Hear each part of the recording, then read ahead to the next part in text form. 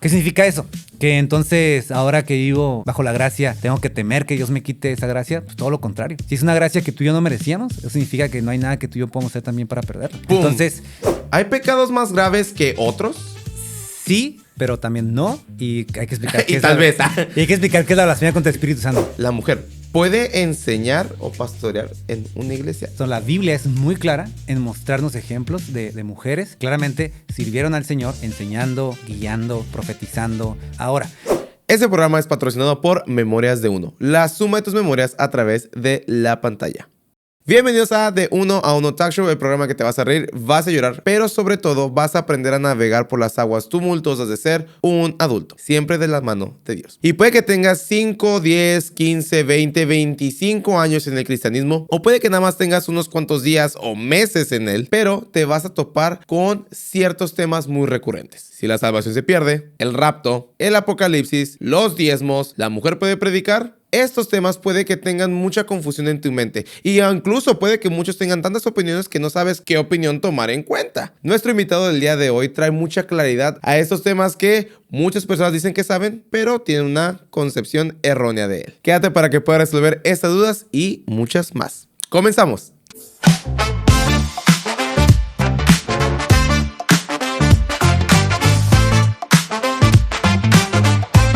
Bienvenidos al programa de esta semana y hoy tenemos un programa buenísimo porque muchas veces cuando estás en el cristianismo te ponen un montón de temas que piensan que ya los conoces pero realmente no sabes de qué. Y hoy estamos encantados de tener una persona que le sabe.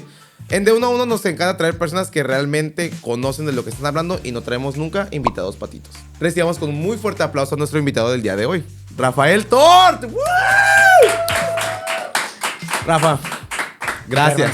Gracias. un gusto estar con ustedes. No, de verdad, muchísimas gracias porque es muy difícil encontrar a alguien que sepa, y más en estos años de IA y todo eso. Gracias. Wow.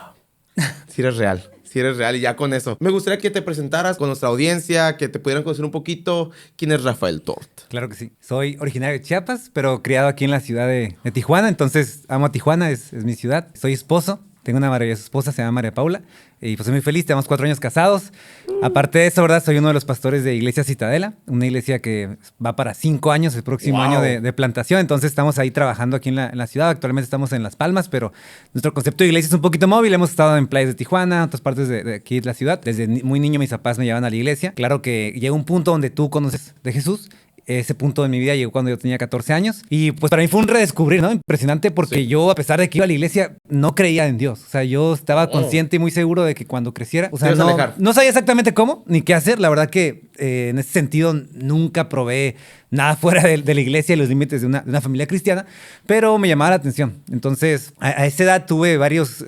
fui bastante precoz, ¿verdad? Sobre todo en la mente, en cosas que estaban sucediendo en mi cabeza, ideas. Y recuerdo tuve una oración muy profunda con Dios. Le dije, si tú existes, quiero leer tu palabra y quiero que tú pues, te reveles a mí, ¿no? Y definitivamente sucedió. Recuerdo que pues, yo empecé a leer la Biblia.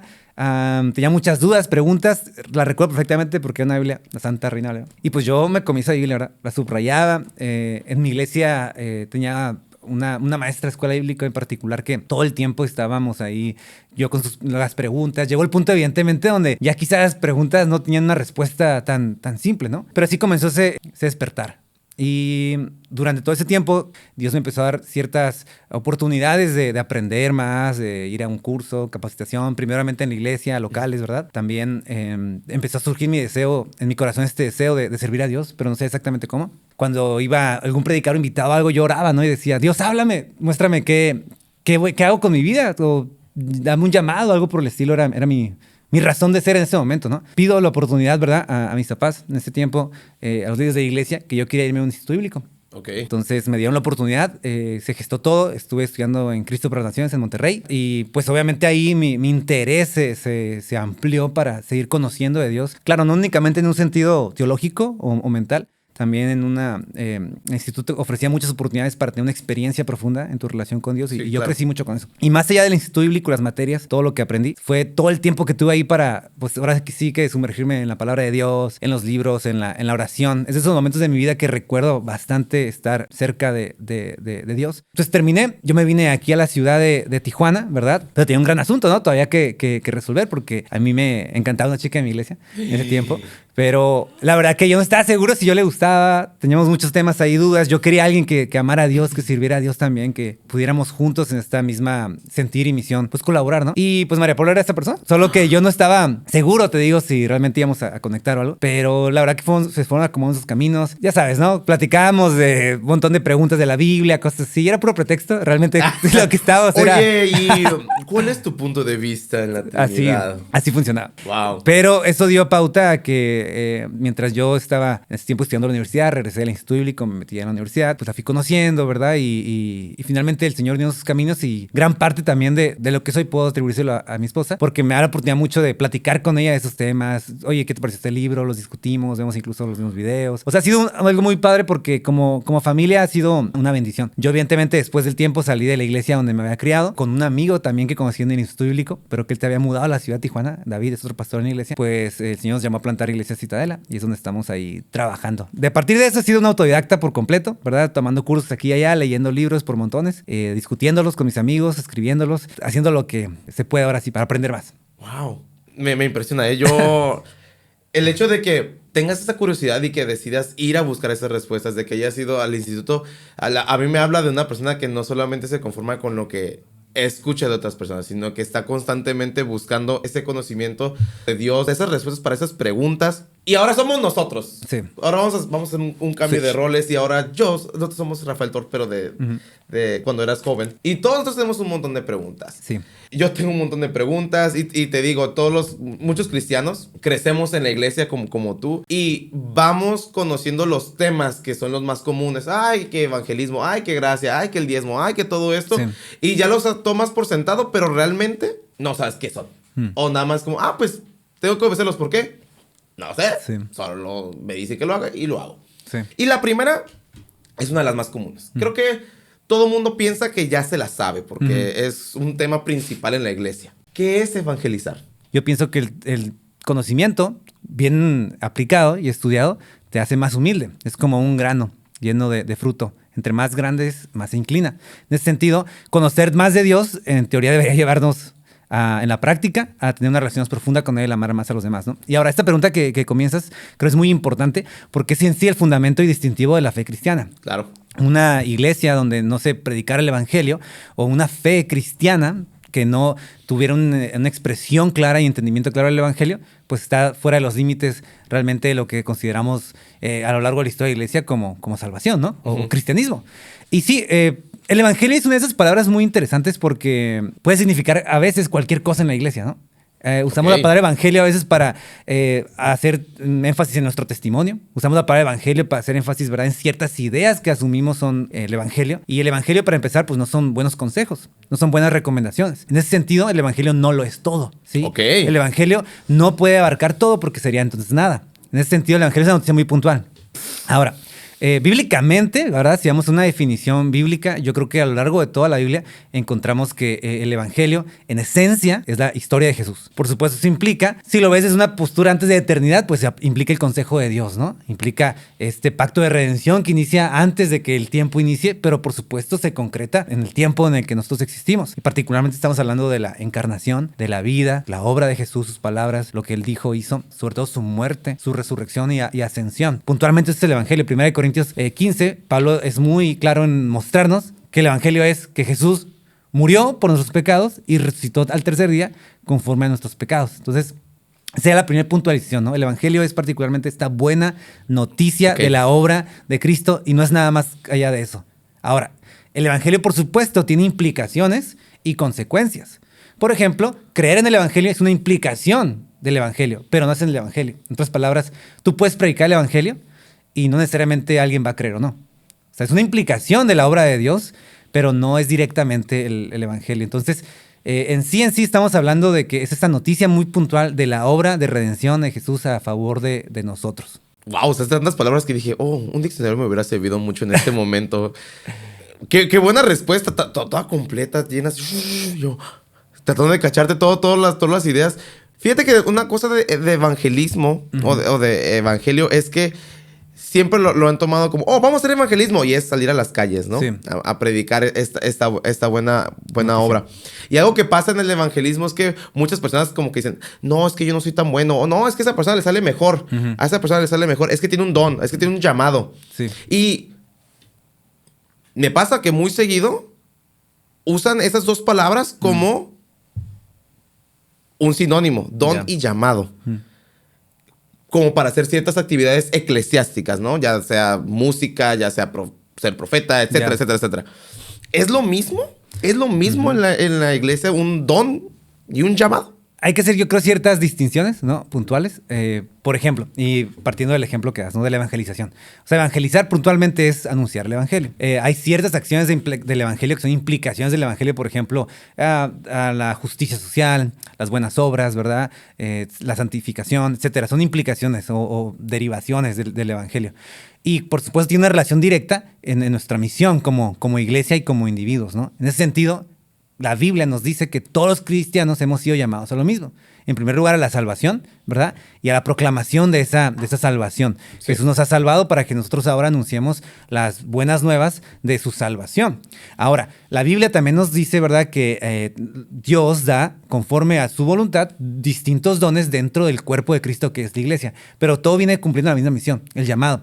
Yo sé que a veces en la semántica decimos, yo tengo un llamado y tú no tienes un llamado. Pero es una perspectiva incorrecta de verlo, ¿no? Porque en ese sentido todos tenemos un llamado, donde quiera que nos encontremos, y en ese sentido un pastor ha sido llamado a esa misión en particular, porque Dios ha asignado ciertos dones, pero al mismo tiempo si tú te dedicas a cualquier otra profesión que sea, incluso fuera una que uno diría en qué sentido esta profesión aporta, ese es el llamado de Dios para tu vida. Y de hecho tú no podrías cumplir el llamado de Dios si no en esa profesión.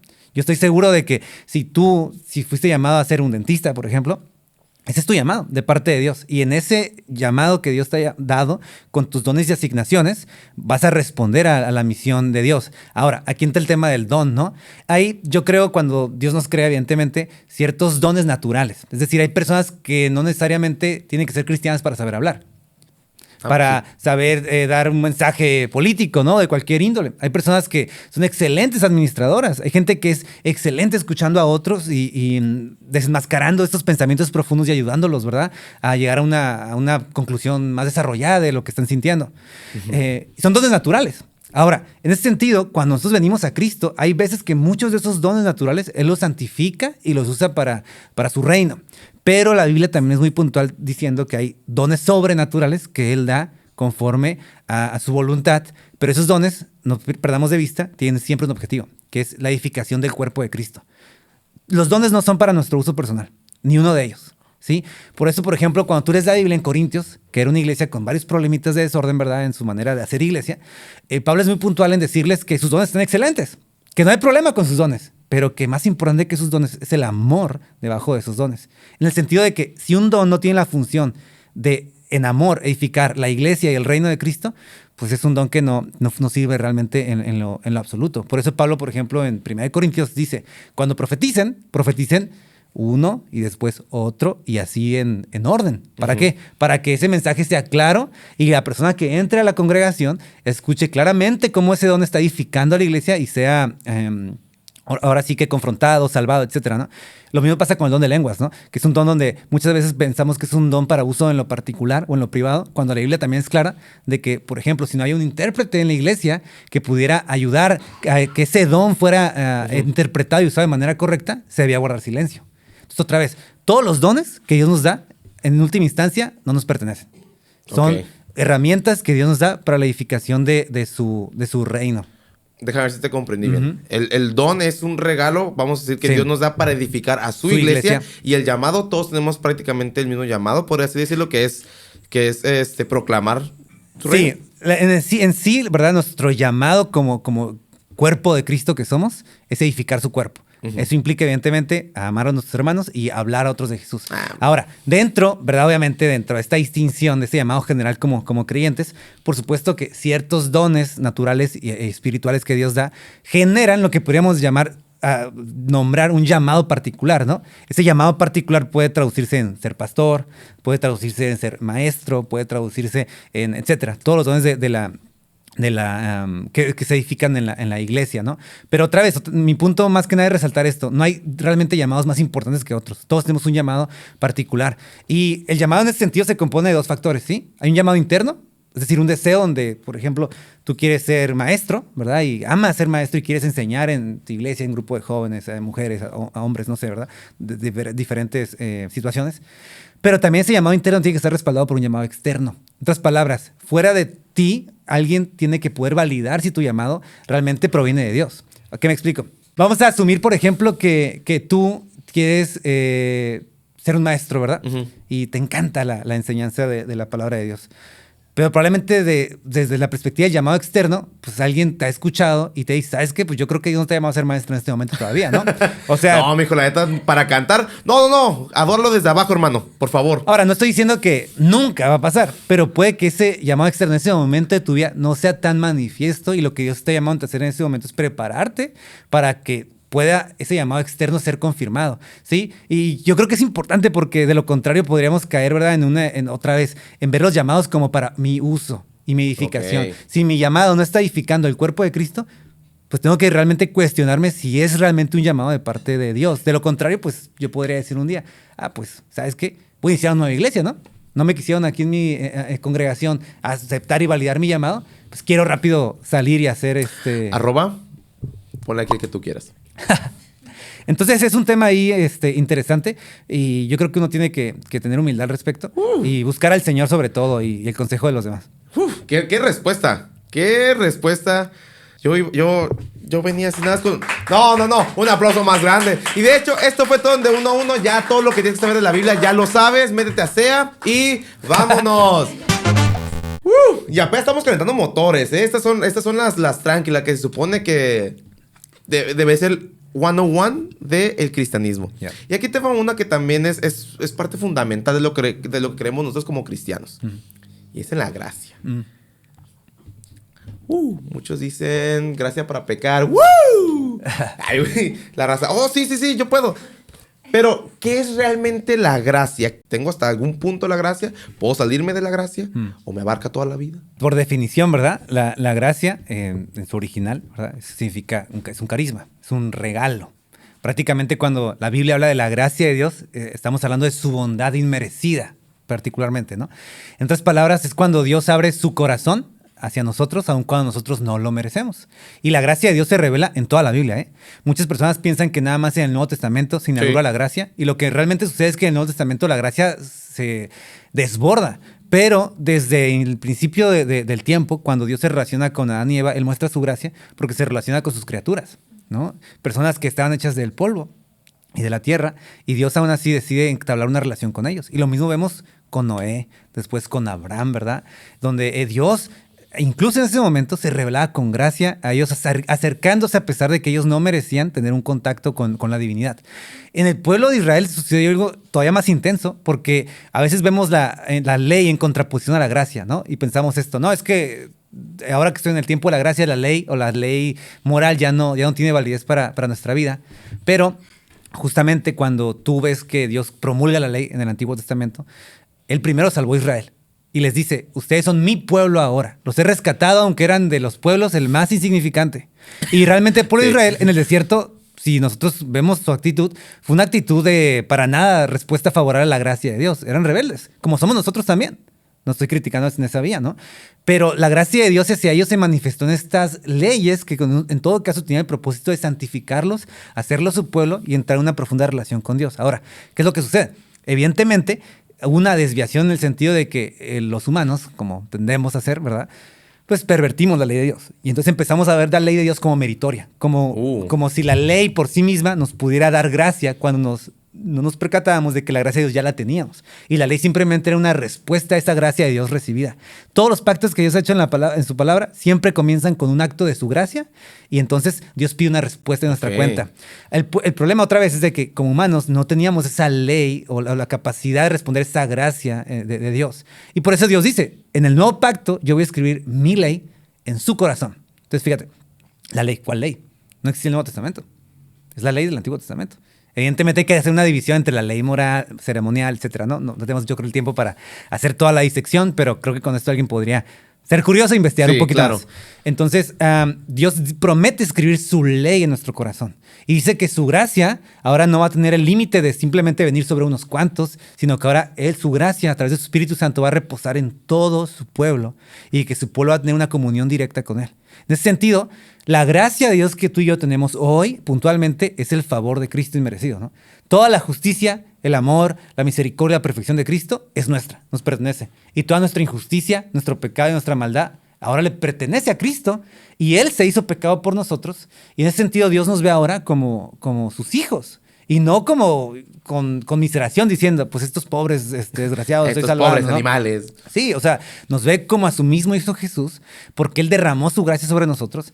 Pero yo ahí creo que está la respuesta en cierta manera, ¿no? ¿Cómo habríamos nosotros que de responder a esa gracia? Y yo creo que una lectura a conciencia y paz y tranquilidad, ¿verdad? Del Antiguo y Nuevo Testamento nos muestra que el pueblo de Dios responde a la gracia con agradecimiento. En otras palabras, servimos y amamos a Dios, seguimos sus mandamientos, descansamos en su pureza, en su amor, en su misericordia, porque respondemos a la gran misión que Él hizo. No sería correspondiente, ¿verdad?, disfrutar aquellos pecados por los cuales Cristo pagó. Ahora, ¿qué significa eso? Que entonces, ahora que vivo, ¿verdad?, bajo la gracia, tengo que temer que Dios me quite esa gracia. Pues todo lo contrario.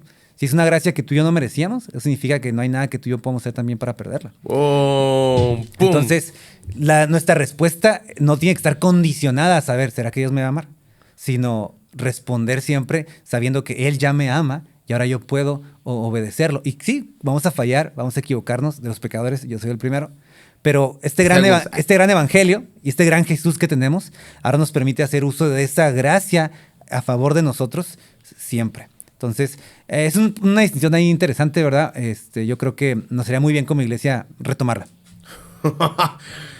Ganar era una respuesta así nada más que media. No me tienes que dar el texto bíblico así. Casi lo tomo y esta es la nueva Reina Valera. ¡Ah! Casi me hace llorar. Pero hoy no verán lágrimas estos ojos. Y hay otro.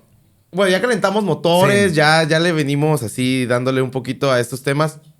Yo quiero detenerme en el siguiente tema que, en lo personal, no lo comprendo todavía al 100.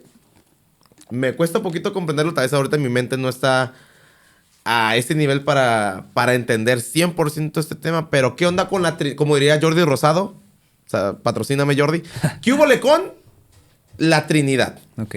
¿Qué es la Trinidad? ¿Por qué? ¿Por qué Dios tres? Son tres en uno, es uno en tres, yeah. Está dividido en tres, sí. Uno es más que otro, uno está arriba, abajo. ¿Qué onda con la Trinidad? Es todo un tema también, ¿no? ¿Por qué? Y quiero empezar con esto. La Trinidad es un misterio. Evidentemente no hay una respuesta absoluta en el sentido de que va a satisfacer cada una de nuestras curiosidades lógicas y no lógicas respecto a Dios. Creo que ese ha sido un gran problema a lo largo de la historia de la iglesia porque muchos, con tal de hacer más lógica la Trinidad, han desarmado el concepto realmente de la Trinidad y termina haciendo cualquier cosa, menos lo que la Biblia enseña por Trinidad, ¿no? Y porque creo que es bien importante, fíjate, antes de comenzar a diseccionar qué es la Trinidad, ¿no? Es, en esencia, la base sobre la cual tú y yo podemos relacionarnos con Dios. Es el distintivo de nuestra fundamento como creyentes. Porque la Biblia es muy clara al decirnos que hay un solo Dios. ¿Sí? No hay duda de eso. El Antiguo Testamento dice, la Biblia, claro, hay un solo Dios. De hecho, también es nuevo. O sea, sí. La palabra Trinidad no la vas a encontrar ni en el Antiguo ni en el Nuevo Testamento, ¿no? ¿Qué? Pero, evidentemente, se desprende de lo que el Antiguo y el Nuevo Testamento enseñan. Entonces, la Trinidad tal cual, ¿verdad? Es la creencia, ¿verdad? Más o menos articulada, porque podemos aquí sacar una confesión de fe y determinar cada uno de los puntos, pero en esencia, Dios, aunque es uno, en su esencia, Él coexiste en tres personas que son eternas al mismo tiempo. que también, ¿verdad?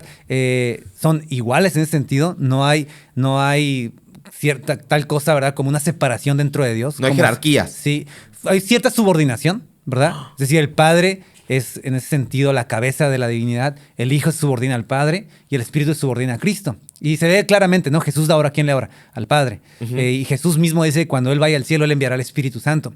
Y hay varios ejemplos, ¿no? Donde vemos este interactuar de Dios. Y hay muy malos ejemplos que como cristianos hemos querido a veces dar para explicar la Trinidad. A ver, dame uno. Así. Por ejemplo, ¿no? O sea, a veces creemos que una manera de explicar la Trinidad es hablar sobre los estados del agua, ¿no? Entonces decimos, y así me la explicaron. Entonces estaba mal. Sí, la verdad que es bien intencionada explicación, pero equivocada al final. Porque Dios al final, y la idea del agua trata de reflejar esto del H2O, ¿no? Vamos a decirlo así. Dicen, hay una misma esencia, pero tiene tres manifestaciones, que es en este caso, pues el agua, así líquida, sería el hielo y también el vapor, ¿no? Entonces decimos, Dios es así. Pues no, Dios no es así. O sea, la Trinidad no significa que Dios es una esencia que se divide en tres maneras, o que se manifiesta en tres modos distintos. Sí, porque eso, si fuera de esa forma, como incluso el mismo ejemplo del agua menciona, ¿verdad? Pues no pueden subsistir tres estados al mismo tiempo. O sea, si no tienes agua vaporizada, ¿no? Y líquida al mismo tiempo y congelada, o sea, no funciona así. Entonces Dios, cuando lo encontramos en la Biblia, a veces vemos que las tres personas de la Trinidad están actuando al mismo tiempo. Son una misma esencia, pero son tres personas actuando. Wow. Y incluso pareciera que dentro de este consejo de Trinidad, y no pareciera, de hecho, hay distinción. El Padre parece apuntar en cierta dirección, no contraria a la del Hijo, pero el Hijo apunta a veces en otra cierta perspectiva y el Espíritu en otra. Te doy un ejemplo, ¿no? Cuando por favor. Jesús fue bautizado. Ok. Creo que todos conocemos la historia. Jesús estaba siendo bautizado. Físicamente, él estaba ahí en el río Jordán siendo bautizado. Y la Biblia nos dice que cuando él fue bautizado y salió del agua, Juan ve que del cielo baja el Espíritu Santo. Entonces ahí ya no puede haber modalismo. Porque si Dios se transforma en tres personas, ¿cómo ahí se estaba al mismo tiempo siendo transformado el Hijo y luego el Espíritu al mismo tiempo? ¿Sabes? Y luego dice el texto adicionalmente que el Padre habló desde el cielo y dijo, este es mi Hijo amado en el que tengo contentamiento. De modo que las tres personas de la Trinidad están actuando y no están mezclando ni convirtiéndose en el Padre, luego en el Hijo, luego en el Espíritu. Porque también es esta perspectiva, ¿no? De que en el Antiguo es Dios Padre, que en el Nuevo, particularmente este Evangelio, es Dios Hijo y que después fue Dios Espíritu. Y la Biblia nunca habla en esos términos, ¿no? Nos dice que Jesús está hoy sentado a la diestra del Padre. Entonces, en ese sentido, hay una distinción dentro de la Trinidad, ahí que es evidente, pero también nos dice la palabra de Dios que cuando Jesús subió al cielo, Él envió al Espíritu Santo. Ahora, Jesús también nos dice, ¿no? Yo estaré con ustedes todos los días hasta el fin del mundo. Entonces, ¿cómo? Si Jesús está sentado a la diestra del Padre... Ahora, el punto es este, ¿no? A través de la presencia del Espíritu Santo, Dios está con nosotros y Jesús es Dios también.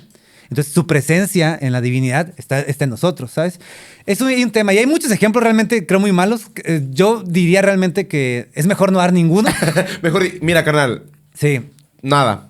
Sí, no, es que no hay un ejemplo humano para entender a Dios, en ese sentido. Y querer decir que Dios es como un huevo, como esto. Yo también sé verle el huevo. Perdónenme, niños de Chicos Gigantes, si les llegué a explicar con el huevo. Sí, sobre todo es común en los niños. Yo entiendo esa parte, ¿no? Pero mi punto es de que al final no hay una manera humana, lógica, ¿verdad? De absolutamente entender a Dios. Creo que algún día lo vamos a entender, pero en lugar de entenderlo, podemos disfrutarlo. Porque el Padre nos escogió, Jesús vino a morir por nosotros y el Espíritu hace esa obra efectiva en nuestras almas. Entonces podemos disfrutar de la Trinidad, aun cuando no podemos comprender cada una de sus misterios y aristas, ¿no? Wow. Oye, ya. Yo, no manches, en serio. Me di cuenta de toda la mala teología que había hecho. Amigo, también tú, si en tu iglesia te dijeron, oye, vamos a explicar al Espíritu Santo con agua, sal de ahí. Esa no es tu iglesia. Eso no están diciendo una herejía. Ojo, a veces las decimos sin mala intención, ¿no?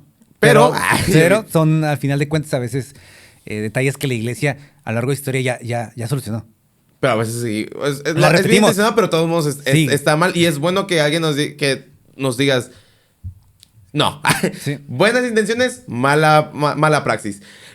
Y fíjate que algo de mala praxis es algo que se ha visto con el dinero.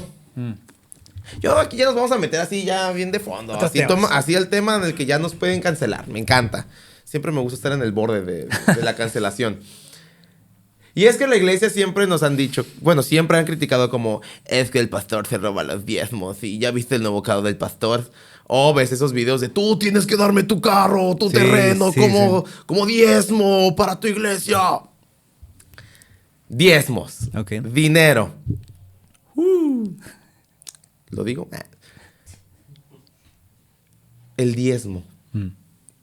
¿Es obligatorio? Pero antes de meternos ahí en el diezmo es obligatorio, ¿qué es el diezmo? ¿Qué viene funcionando el diezmo en el Antiguo Testamento? ¿Sigue siendo lo mismo en el Nuevo Testamento, en el Nuevo Pacto, que es ya cuando Jesús hace su obra?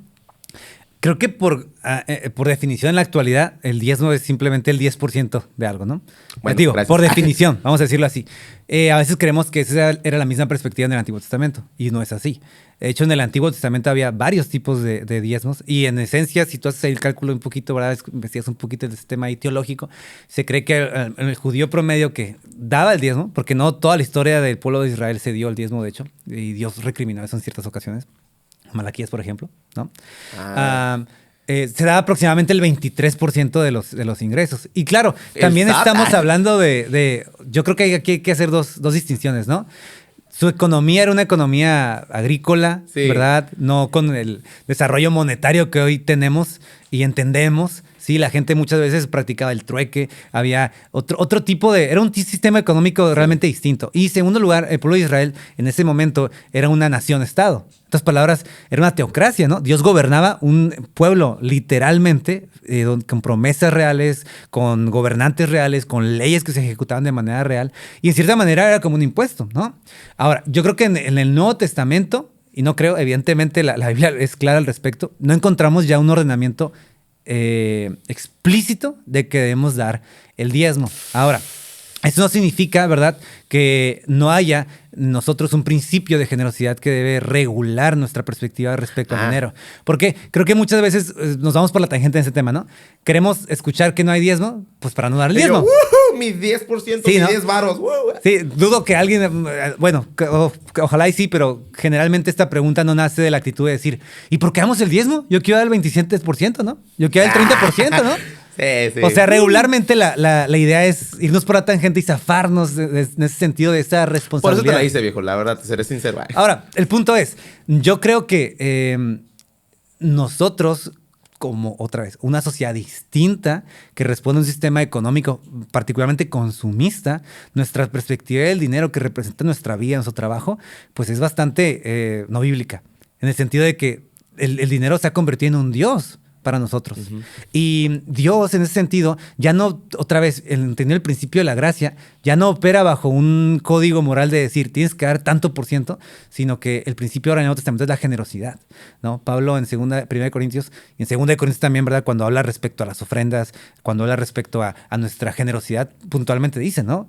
Dios ama al dador alegre y que cada uno debe dar como propuso en su corazón. Y Pablo también dice, el que escasamente siembra, pues escasamente también cosechará. En otras palabras, el principio que ahora rige la manera en la que nosotros damos de nuestros recursos, otra vez, en nuestra sociedad, particularmente nuestro dinero, es la generosidad. ¿Cuánto es ese porcentaje? Yo pienso que el 10% puede ser un buen punto de partida, pero quiero hacer la distinción con la obligación, porque en muchas ocasiones, ¿verdad?, dentro de nuestras iglesias proclamamos el diezmo en el sentido de una obligación, como si la gracia de Dios no operara en esa obligación ahora, ¿no? O esa distinción. ¿Por qué? Hay gente que a lo mejor tiene una gran necesidad en este momento en su vida y está en la iglesia y puede ver el diezmo como una carga. Y quizás realmente represente una carga. Quizás sus hijos necesitan medicina. Quizás su familia necesita comer. Sí. Y en ese sentido, Jesús mismo, ¿verdad?, recriminaba siempre a los fariseos el ser tan escrupulosos en detalles insignificantes de la ley y olvidarse del corazón de la ley.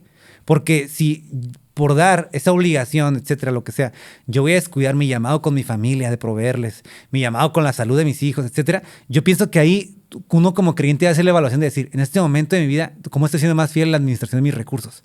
Va a haber momentos donde a lo mejor te ganas la lotería, ¿no? Señor. Y puede que Dios ponga en tu corazón el decir, ¿sabes qué? Pues yo quiero dar una cantidad importante de esto. Yo pienso que ahí debe regir la generosidad. Pero también, ojo, por supuesto que hay momentos de escasez donde yo lo he visto en mi vida misma, donde Dios te provee cuando tú le das todo. ¿Cuál es la norma? La gracia, la generosidad, el consejo. Debemos, de hecho, pedir consejo con nuestros hermanos en la fe.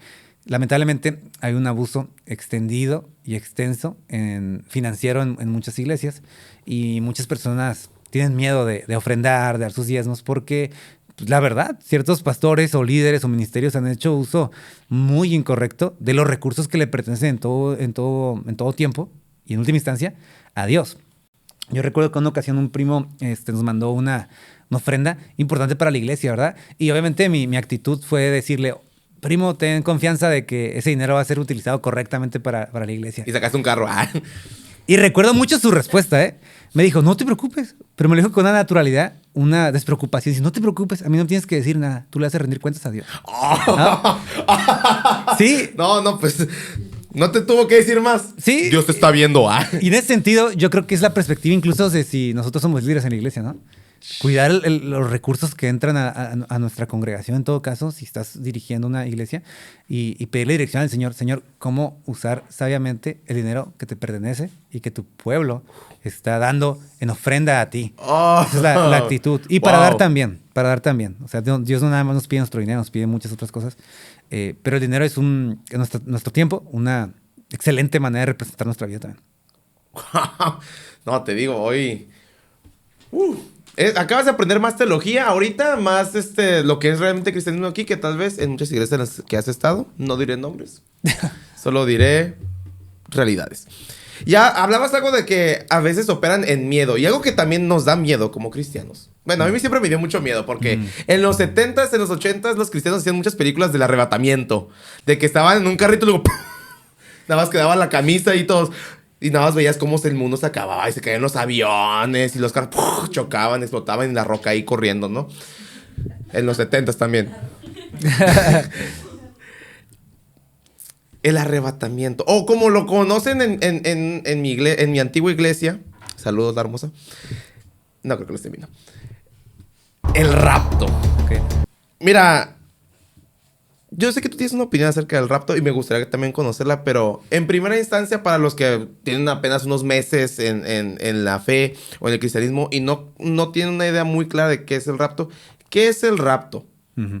Y ¿sí va a pasar? Sí, voy a estar así en mi casita. Luego, ahí quedó la camisita ahí de uno a uno. Ahí estaba que muela. Sí, bueno, mira, yo creo que aquí ya estamos tocando algunos temas donde hay que tener, yo creo, cierta... perspectiva y humildad y amor para acercarnos a él, ¿no? Uh-huh. Porque a lo largo de la historia de la iglesia, distintos cristianos, buenos cristianos, gente que ama al Señor y que lo sirve, ha tenido diversas posturas al respecto a esto, ¿no? Y así te pones muy técnico, hay al menos 5 o 6 posturas principales respecto al fin de los tiempos. De hecho, en la teología se hace una distinción, se le dice triaje teológico, viene de esta idea de los hospitales de emergencias, ¿no? Donde hay ciertas heridas que de acuerdo a un triaje se clasifican, ¿no? Hay medidas de gravedad y urgencia, otras que pueden esperar 2 horas allá afuera en el IMSS, ¿no? Y otras... El IMSS, no, se aguantas. Sí, y otras donde te dicen, vayas a su casa, ¿no? No tiene nada. En ese sentido, teológicamente también hay ciertas doctrinas que son esenciales de la fe, como la Trinidad, el Evangelio. Hay doctrinas que son secundarias, por ejemplo, la perspectiva de si ciertos dones espirituales continúan o no. Y hay otras que incluso entran en una categoría terciaria que es las posturas escatológicas o las posturas respecto al fin de los tiempos, ¿no? Dentro de una parte importante de la perspectiva del fin del tiempo es lo que se conoce como el rapto, ¿no? O arrebatamiento. Yo creo que incluso, fíjate, personas que no son cristianas entienden un poco, creen entender un poco de qué es el rapto. Y es esta idea, ¿verdad?, de que Dios vendrá por su iglesia de manera sorpresiva y claro, hay muchas películas ya que lo han pues representado, ¿no? Que los aviones cayéndose, carros accidentándose, tu traje ahí tirado en el piso, ¿no? Y luego uno. Sí, y después de eso una gran tribulación y terrores y monstruos y bueno. El libro Apocalipsis, como seguramente sabes, ¿verdad? Es un libro lleno de imágenes, simbolismos, no podemos tomar cada parte literal. Por supuesto, no es únicamente el libro de Apocalipsis lo que enseña la segunda venida de Jesús. Jesús habló de eso, los apóstoles hablaron de eso. Y particularmente hay 2 textos que yo creo se usan para hablar del arrebatamiento o del rapto. Uno es cuando Jesús dice, ¿verdad?, que el día del Señor vendrá como, o Pablo también lo menciona claramente, vendrá como un ladrón en la noche. Jesús dice que vendrá de manera sorpresiva, ¿no? Uno estará en el campo, otro estará haciendo esto, el otro. Y a raíz de estos comentarios, tanto de Jesús como Pablo, se tiene esta idea de que algún día Jesús va a regresar de una manera sorpresiva por su iglesia. Ahora, Esa es la perspectiva que ha permeado, fíjate, en los últimos 200 años de la historia de la iglesia. Sí. Antes de eso, realmente la historia de la iglesia no tenía esta perspectiva de un rapto secreto después con 7 años de tribulación. No se tenía. Es una perspectiva realmente que viene... No tiene mucho. No tiene mucho. Es bastante novedosa. Eso no significa que esté incorrecta. Pero sí debemos tener nuestros matices al entenderlo, ¿no? Puntualmente, y es mi perspectiva ya muy personal, ¿no? Yo sí creo que hay un arrebatamiento, porque la Biblia lo enseña. Creo que tú y yo también lo entendemos. No creo que sea como sea hollywoodizado, ¿verdad? O representado en películas, porque muchas veces ahí se parte del terror que eso provoca en lugar de la esperanza que ese suceso debería provocar. Cuando él habla de que ese suceso será sorpresivo, justamente resalta eso, su sorpresa, no su furtividad. Hay 2 maneras en las que un ladrón te roba en la noche, ¿no? Una es de que te levantes un día en la mañana y descubres que no tienes el tanque de gas. O el carro. Real, mi carro. Sí, o el carro no está, ¿no? Te levantas y dices, oh, caray, mi carro no. Mi Yo carro había no está. mi carro ahí. Ay. No está, no se encuentra ahora. ¿Qué pasó? Yo no creo que la Biblia hable de que la segunda venida de Jesús va a ser así. Y es lo que muchos piensan. Oh, no, me que no quedé. te vas a dar ni cuenta, ¿no? Que simplemente va a haber gente que va a desaparecer y ya no sabes ni qué pasó. Porque hay otra manera en la que te roben un carro. Y es a mano armada. Y es igual de sorpresivo. No esperabas que eso sucediese. Pero cuando llegó el momento, no tuviste más alternativa que entregar tu coche. Y la Biblia, cuando habla de la segunda venida de Jesús, siempre habla de una expresión de poder. De una venida donde un relámpago se manifiesta del oriente hasta el occidente. O sea, es un evento muy visible. Es un cataclismo prácticamente, donde Dios revela ahora su regreso y su retorno en gloria y juzga al mundo. Yo realmente creo que así va a ser la segunda venida de Jesús, ¿no? Creo que es una perspectiva nuevamente más concienzuda de todo el texto bíblico, más acorde a la historia de la iglesia y que de hecho corresponde en cierta manera mejor a nuestros deseos y anhelos. Porque nosotros deseamos que Jesús venga, queremos que Él venga, que regrese por su iglesia. ¿Sí? Y en su gracia esperamos para que ese momento suceda. El rapto no debería ser, o el arrebatamiento, como prefiero llamarlo, no debería ser un episodio que nos cause terror, miedo, ¿no? Esto sobra. O duda. O incluso decir, ya te quedaste y ahora vas a morir por tu sangre. Porque eso es salvación por obras, ¿eh? O sea, si tú te quedas en la gran tribulación como se piensa y por tu vida ahora vas a llegar al cielo, ¿con qué pretexto vas a entrar ante la presencia de Dios? Le podrías decir a Dios, yo morí por mí mismo. ¿Dónde está el evangelio, no? ¿Dónde está la gracia de Jesús? ¿Dónde estaría el perdón de Cristo y que nos mantiene firmes en esperanza de que, ojo, incluso si hoy mismo tú y yo estamos en pecado, la gracia de Dios sobrepasa nuestra maldad y Jesús nos va a salvar? Y quiero quitar este peso en ese sentido de este rapto que a veces no es bíblico porque pone sobre nosotros una epidemia realmente de preocupación y desconfianza en las promesas de Dios. A mí me hicieron creer por mucho tiempo que ¿qué pasa si pecas, no pides perdón y Jesús vuelve a quedar aquí porque no pediste perdón por ese único pecado? Y yo... Es a lo que me refiero, ¿no? O sea, justamente porque vives en zozobra diciendo, ¿y qué tal y Jesús viene hoy y yo hoy no me siento bien, ¿no? Hoy no oré. Hoy tengo voy a ser un poquito ya más explícito, un tema ahí de depresión, de ansiedad, donde tu fe está en jaque y... ¿Qué pasó? Vuelve y tú, no puede ser. Sí, ¿no? Entonces, yo creo que la segunda venida de Cristo, independientemente de cómo vaya a ser, debe causarnos esperanza y gozo, no terror. Y si una perspectiva, ¿verdad?, que sostengo me lleva a desconfiar del evangelio de Jesús, de su gracia, de su amor, de su misericordia, e incluso a descuidar mi vida o a hacerme un fariseo, un religioso, tengo que tener cuidado. Entonces yo diría eso, ¿no? Simplemente seamos humildes y quiero decirte algo. Yo me voy a equivocar en algo respecto a la segunda venida de Jesús, eso es seguro. Pero no me importa, ¿no? Voy a estar con Él. Esa es mi esperanza. Me encanta. Esa es la actitud que yo tengo en la vida también. Gracias. Quiero estar con Él. Y espero que algún día podamos entender todo y decir, así era, ¿no? Que Moel tenía razón. En la quiniela. Y 2 de 3, señor. 2 de 3, la atiné. No vinieron los caballos voladores, pero si llegaste, 2 de 3. Quien quiera saber más, creo que tiene un episodio ustedes respecto al Apocalipsis, ¿no? Sí, con el maestro Hugo, que lo hicimos en Mexicali. Vendrá una segunda parte. Ahora sí, el fin de los tiempos. Tan. Y hablaremos como lo que Rafael Tort dijo está mal. No es cierto. Vamos a explorar un poquito más. No es cierto. Vamos a explorar un poquito más acerca de este tema del apocalipsis. Pero por lo pronto tenemos ya un episodio ya salido del horno para que te lo puedas aventar también. Está muy, muy interesante. Y ahora sí, en nuestro Instagram hicimos una encuesta. como, escribe aquí tus preguntas o los temas que no entiendes de cristianismo. Y ahí ya nos ves subiendo fotos Asterix, ahí como tipo milenios y todo el rollo. Y nos llegaron preguntas. La primera es, ¿hay pecados más graves que otros? Esto lo hizo una chica. ¿Hay pecados más graves que otros? Por ejemplo, ponía como ejemplo de que la ofensa del Espíritu Santo es el único pecado que no se va a perdonar. Entonces, ¿eso quiere decir que hay unos más graves que otros?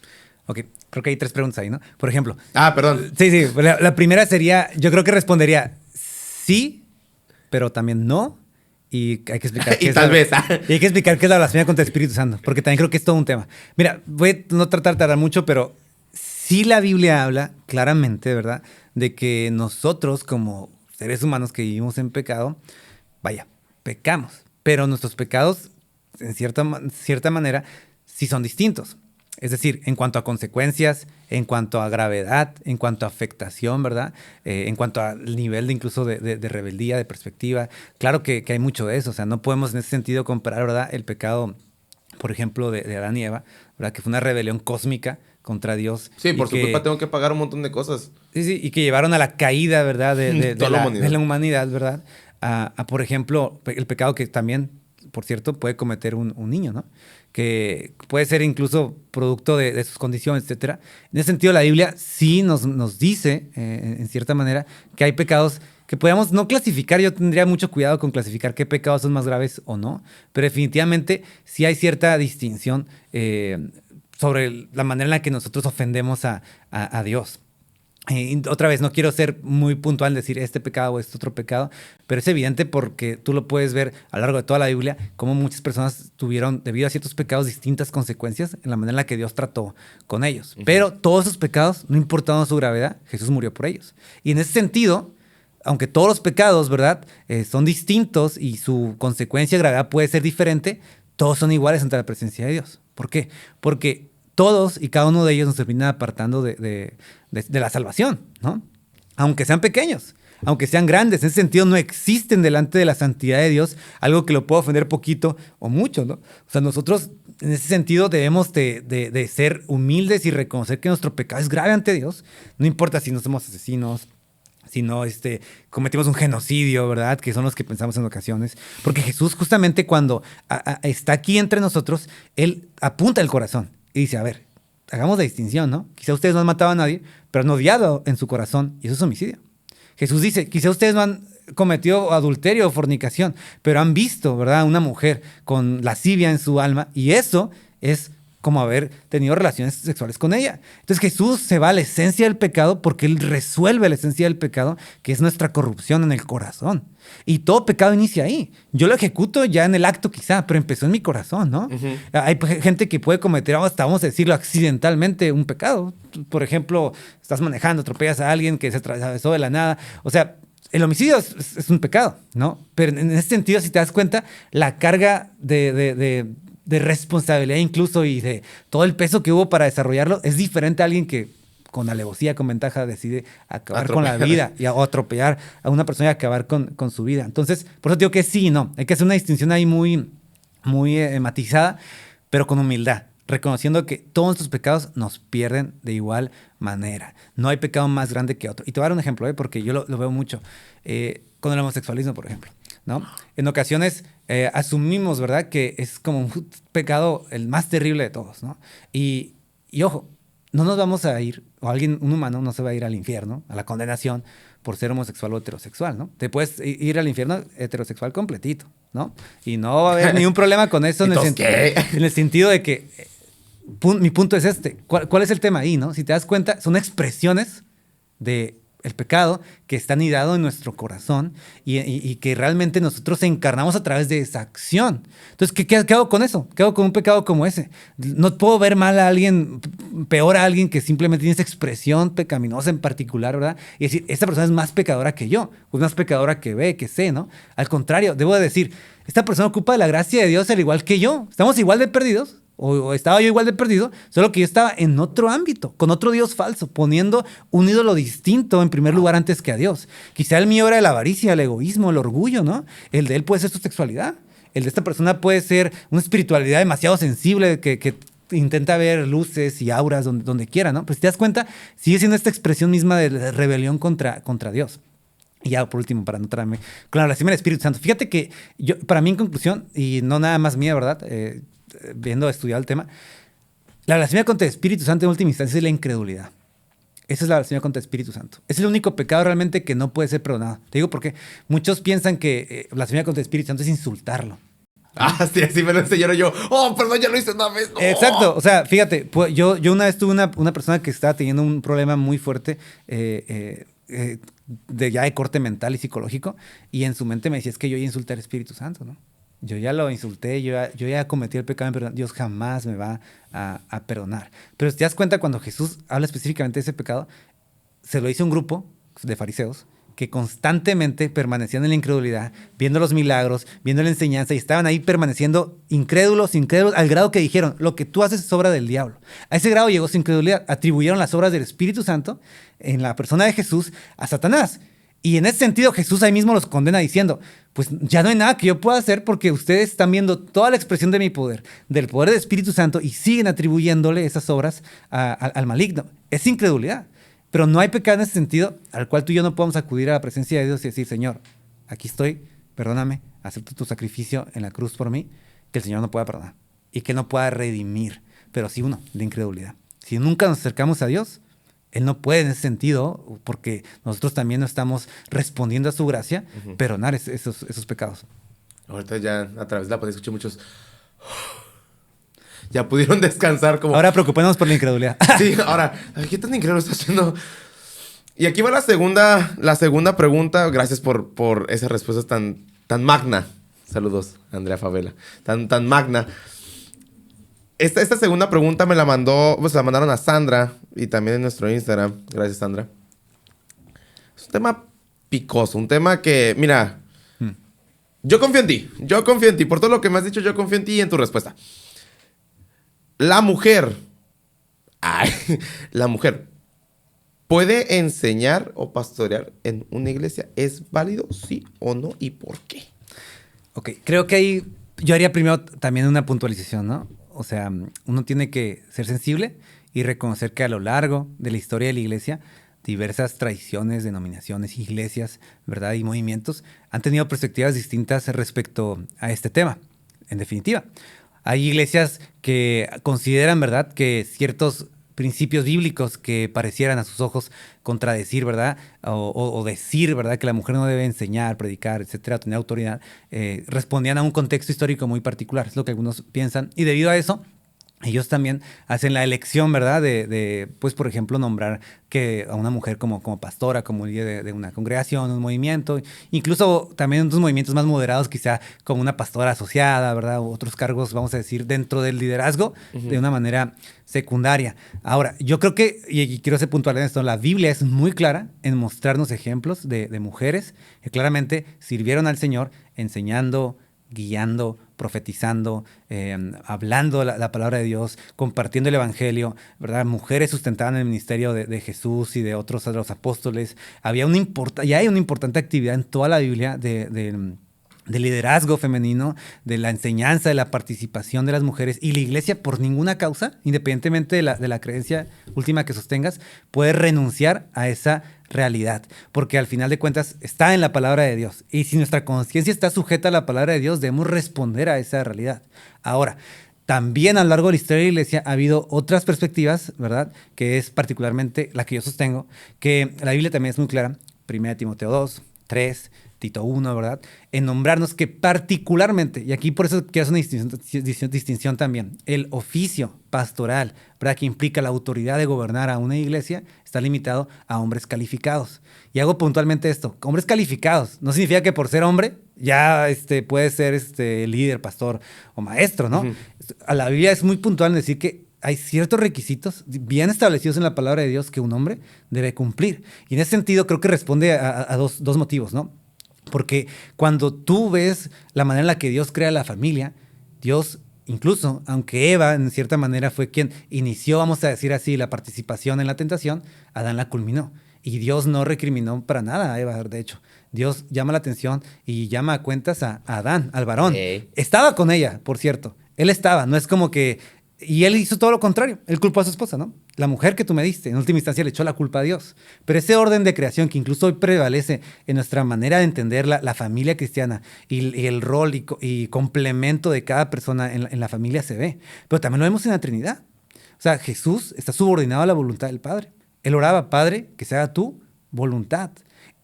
Dios, en ese sentido, al ser tres personas, no tiene una voluntad dividida dentro de sí. Pero Jesús en su persona, en su humanidad, en su momento particular de la historia de redención, se sujeta a la voluntad de Dios, y eso significa que Jesús sea menos que Dios Padre. Solo significa que hay una realidad de subordinación distinta, un complementarismo diferente, ¿no? Y nosotros, como iglesia, debemos en ese sentido, yo creo, tener esta perspectiva de decir, ¿qué Dios piensa respecto a esto, no? Y ser sinceros. Y para mí el peligro es este, mira, si nosotros podemos, ¿verdad?, determinar qué partes de la Biblia responden a cierto contexto cultural, pues podemos prácticamente decir que la Biblia diga lo que quiera, ¿no? Porque prácticamente abriría la puerta a decir, en ese tiempo eso era malo, pero actualmente ya no. En este tiempo eso era incorrecto. Y de hecho, Pablo, el argumento que da puntualmente ahí, ¿verdad?, ni siquiera es cultural, es creación, de la creación. Él dice, Adán fue creado primero, Eva después. Pero otra vez, yo creo que es un tema en el que debemos tener mucha humildad y yo reconozco incluso, te puedo decir en 3 ejemplos muy claros, ¿no? El primero, yo fui criado en una iglesia donde no había un pastor varón, era una pastora. Y durante 20 años de mi vida yo aprendí a estar bajo un liderazgo femenino y no tuve ningún problema con eso. Porque yo entendía que en ese momento en particular Dios había utilizado en gracia a este ministerio para alcanzar a, no te imaginas cuántas personas, incluido yo también. Yo crecí en ese lugar, aprendí a eso y respetaba ese liderazgo que yo tenía en una mujer. Y hasta el día de hoy, ¿verdad? Si yo la topara, no tendría ningún problema en llamarla pastora y darle en ese sentido ese honor y consideración. Adicionalmente, ¿verdad?, yo trabajo aquí en un ministerio en la ciudad en el cual hay pastoras también. Y no importa eso para nosotros desarrollar una convivencia sana, una edificación mutua y trabajar juntos, porque al final estamos edificando el cuerpo de Cristo. Ojo, no creo que sea la perspectiva correcta, pero simplemente lo veo así, como una perspectiva. No creo que sea una doctrina primaria sobre la cual debamos dividir la iglesia. O sea, Agustín decía, en todo lo esencial, unidad. Y en lo demás que no es esencial, caridad. Tiene que haber mucho amor. Y la red de iglesias a la cual nosotros pertenecemos, puntualmente, permite esa distinción. Que ciertas iglesias, incluso dentro de nuestra red, que compartimos el 95% de todo, podamos distinguir entre si cada iglesia decida si debe poner o no a una mujer en un puesto de liderazgo. Pero es hermoso el complementarismo, ¿eh? O sea, yo creo que el problema está cuando queremos hacer un duelo entre hombres y mujeres y ver quién es mejor, quién tiene más dones o habilidades. No funciona así. Dios nos ha llamado a complementarnos y el cuerpo de Cristo funciona en ese sentido en armonía cuando cada uno de nosotros entiende a qué Dios lo ha llamado de manera especial. Mi estimado. Wow. Esquivó todo. ¡Fu, fu, fu, fu, fu, fu! No, y las mujeres aquí estaban como... Y yo, está así, adelante, dilo. Te estoy retando. Pero vemos sonrisas, felicidades. Hoy duermes en tu cama. Gracias. Muchas felicidades, hermano. Grande. Hasta Andrés está felicitando a tu esposa. Y aquí está para la última... Otra, no.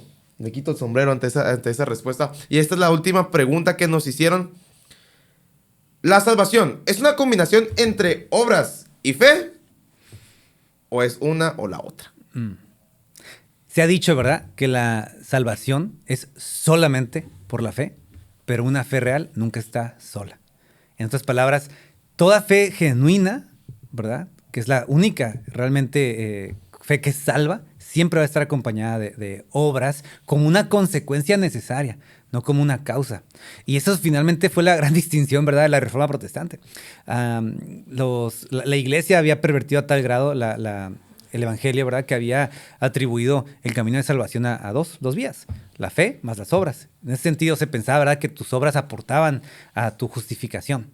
Y la Biblia es clara al respecto de eso, ¿no? La salvación es solo por fe, solo por la gracia de Dios, no por obras para que nadie se gloríe, para que ninguno pueda decir yo me salvé, yo hice lo otro. Si las obras fueran suficientes para salvarnos, Jesús nunca hubiera tenido que morir. Simplemente se hubiera parado desde el cielo, nos hubiera dicho, hagan esto y el otro, ¿no? Pero el hecho de que Él vive una vida perfecta, que Él sí sea nuestro sustituto perfecto, que cumplió toda la ley de Dios, que vivió siempre en sintonía con el Padre, significa que esa justicia ahora es nuestra. Entonces nosotros, en ese sentido, no hay obra alguna que nosotros aportemos a nuestra salvación más que nuestras malas obras. Eso fue lo que pusimos nosotros, ¿no? Pusimos todo lo malo. Y incluso, pues la palabra de Dios es clara, nuestras mejores obras son obras de inmundicia. Nadie puede realmente decir antes de Cristo que sus obras le dieron cierto favor delante de Dios. No funciona así. La Biblia es muy, muy clara al respecto de eso. Pero dicho esto, ¿verdad? Una fe que no produce el fruto de obras que glorifiquen el nombre de Dios es una fe que podríamos cuestionar. Jesús decía, por sus frutos los conoceréis, ¿no? O los conocerán. En otras palabras, el fruto refleja la raíz del árbol. Y si esta raíz que somos está en Cristo, enraizada en su amor, su gracia, su misericordia y su bondad, va a brotar un fruto de buenas obras que le va a llevar gloria a su nombre. Por eso la Biblia en ese sentido habla de recompensas incluso, ¿no? O sea, no porque esas obras nos estén ganando salvación. Eso lo tenemos en Jesús asegurado. Pero fíjate, soy aceptado y por lo tanto obedezco. No es que obedezco y entonces soy aceptado. Y tenemos que tener mucho cuidado con eso porque las obras son siempre resultados, implicaciones de haber creído. Son consecuencias, como dije, necesarias, pero nunca van a ser la causa del agrado de Dios ni el favor de Dios. No hay nada que tú y yo podamos hacer, por excelso y grande que sea por su reino, que nos dé una pizca más de amor de parte de Dios. Nada. O sea, todo lo que tenemos en amor lo tenemos como si fuéramos Jesús, porque Jesús nos representa ante el Padre. Jesús nos ve como sus hermanos, nos lleva ante Dios y nos justifica, y Dios nos ve como sus hijos. Entonces, las obras en ese sentido ya no se convierten en una carga, ¿no? Como decir, tengo que hacer esto porque si no Dios no me va a salvar. No estoy sirviendo, me voy al infierno. Me voy al infierno, ¿no? O sea, puedo descansar en el hecho de que sirvo a Dios con un corazón agradecido. Wow. Sí. Felicidades, has pasado la prueba de las 12. Bueno, fueron te aventé varias, fueron como unas 8, 9, 10, 11 preguntas. Rafael, muchísimas gracias. Hasta me dio calor de tanta información. Creo que mi cerebro se hizo un poquito más grande.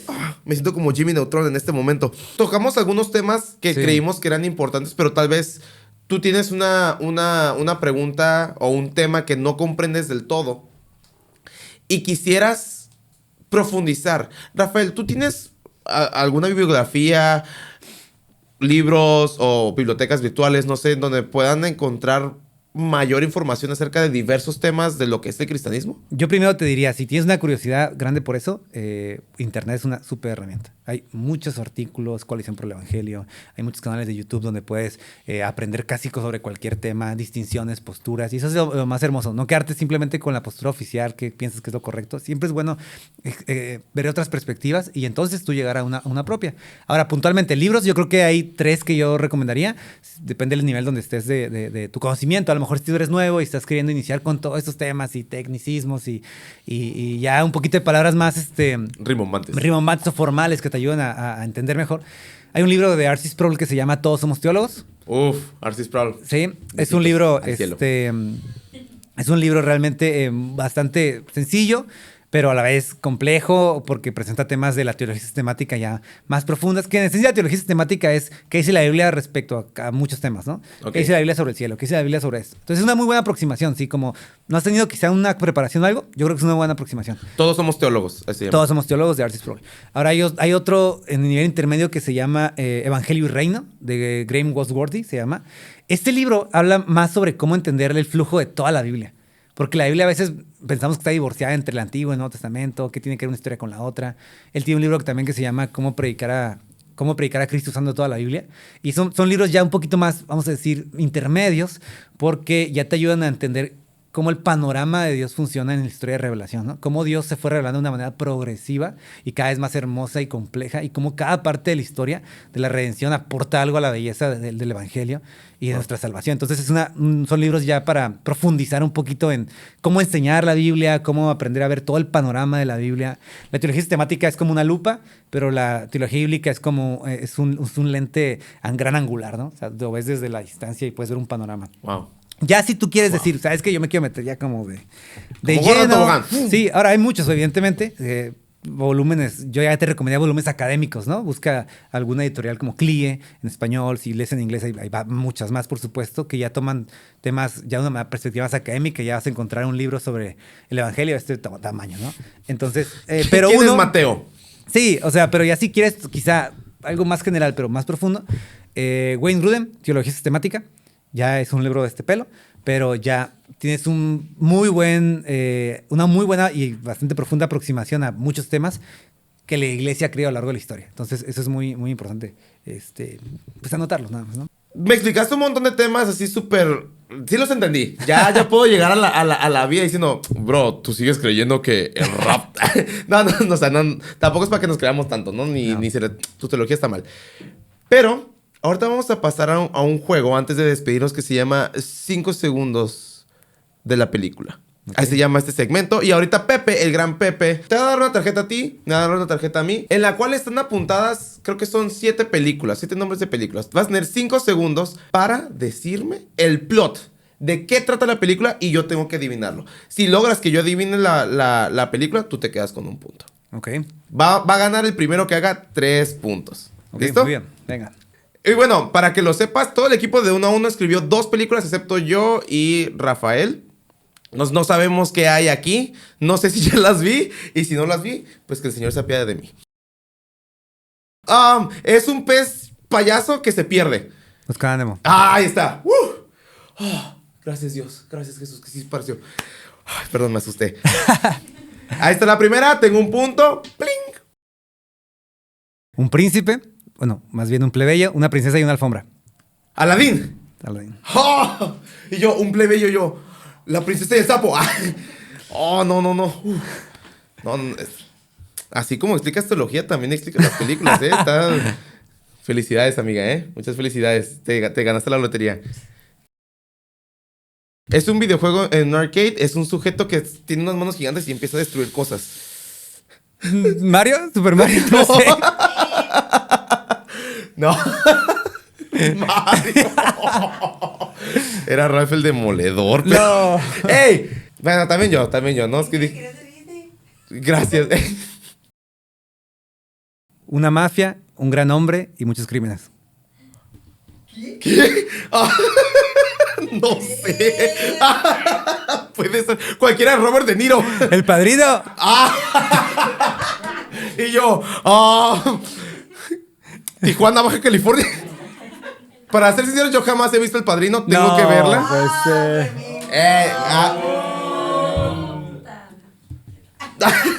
y yo... pues fue un gusto.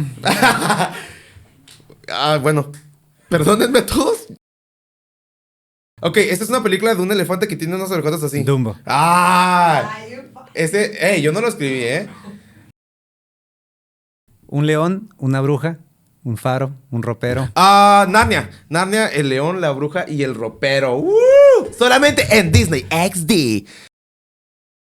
Ok, es un chihuahua que se enamora de otra chihuahua, pero están en Beverly Hills. Beverly Hills. Es una Winnie que se enamora de otro Winnie. Un hombre tiene que evitar una gran tragedia convenciendo a una persona de no hacerlo. ¿Qué? Está difícil. ¿Jesucristo? El negociador. ¿Quién puso el negociador? ¡Andrés! El Andrés. Es una película sueca de los 50 que está blanco y negro, 38 milímetros. Mira, me está gustando mucho este juego, entonces le voy a dar la siguiente. Y además no vale, porque la del Andrés... Casablanca, del 40 y yo. Jamás he visto un negociador. Bueno, está bien, pero tampoco la he visto. Es este sujeto que le gusta comer carne humana.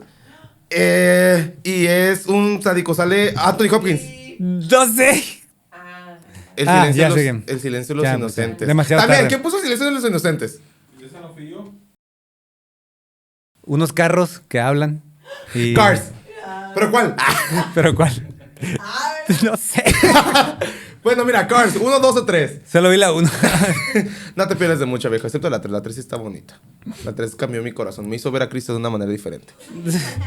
Evangelismo laico, diría David Romero.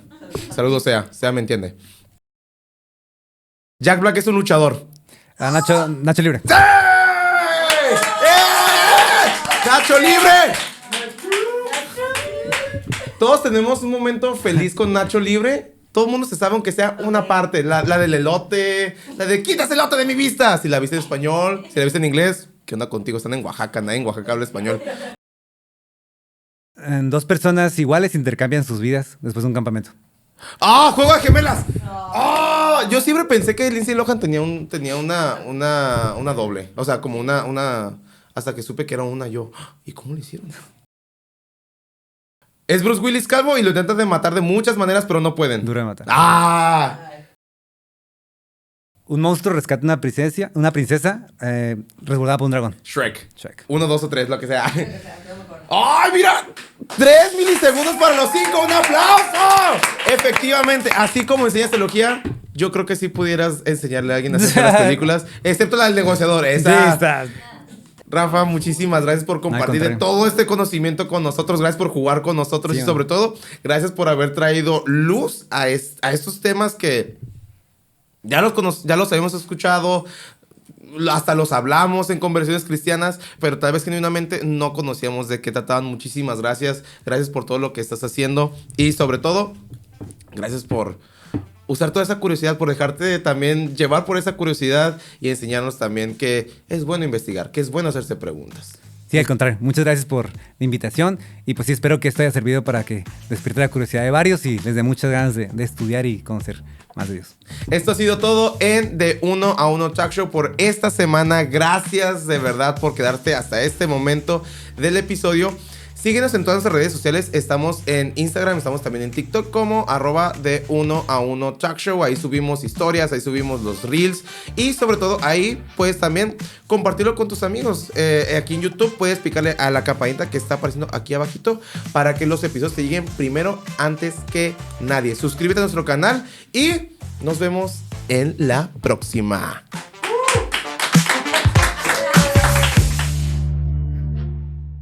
Hola, soy Rafael Tort y este es el versículo de la semana. 1 de Tesalonicenses 5:23. Que Dios mismo, el Dios de paz, lo santifique por completo y conserve todo su ser, espíritu, alma y cuerpo, irreprochable para la venida de nuestro Señor Jesucristo. Espero que este versículo sea bendición para tu vida. Ten una excelente semana.